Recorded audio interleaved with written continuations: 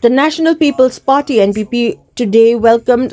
Naphishisha Marwein, who had recently contested the MDC election from Umroi constituency on a UDP ticket. She was received by State Health Minister and NPYF President Wailat Miki Shila, along with NPP Working President Hamletson Dorling, Umroi MLA Damanbait Lamare and other party leaders. Addressing the gathering, Shila stated that the party appreciated her decision to continue serving the people despite her recent electoral defeat, adding that her dedication had prompted the NPP to invite her to strengthen the organization. He also said that the government was prioritizing youth development with substantial budget allocations. Naphishisha Marwein stated that she was drawn to the NPP by its performance and its focus on empowering the youth, and affirmed her commitment to work wholeheartedly for the welfare of the society. Lamare said her joining would strengthen the party in Umroi and across the state, noting that although they had contested against each other in the recent elections, they would now work together going forward.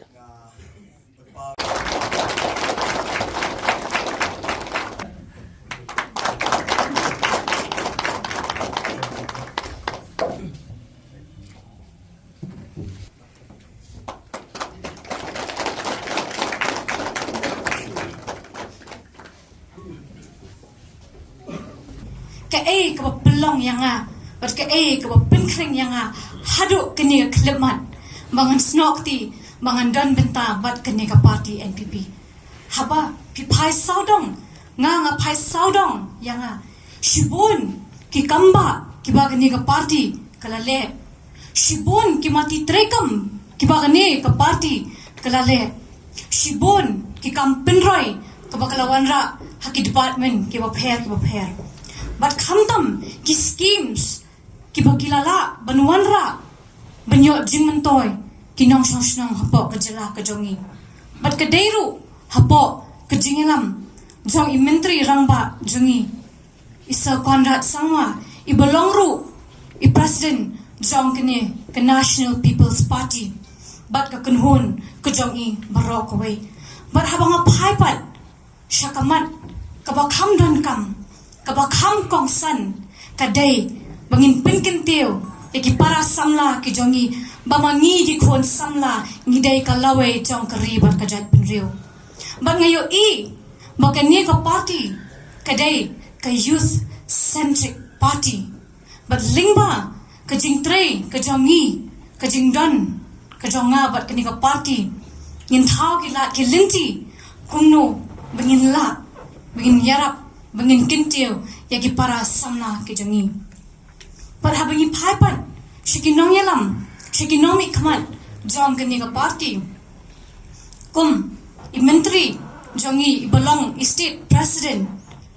I sa Wailat Miki I MLA jongi iba dangan bai lamare bamakiru kidai ki youth leaders ki bayaram ya kani ka party lingba ke jingdon ke jonga batki ke jingen trelang ke jongi nginla banwanra ya ke jingkla nginla banthau gi lat kilinti na ka benta jongi ki khon samna lese bon ki ban kenno ki ban kentho ki ban kedokti ki ban ben bai samla duru napi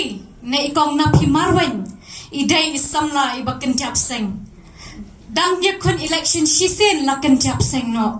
ne kin ong kadon gujing shopping bit badang kena kereta ne kin ong bakadon gujing sha yalam bakla hakino rekino kin nong yalam ne kino ki kinhon ki badan hapo jong kene ka party ne kadon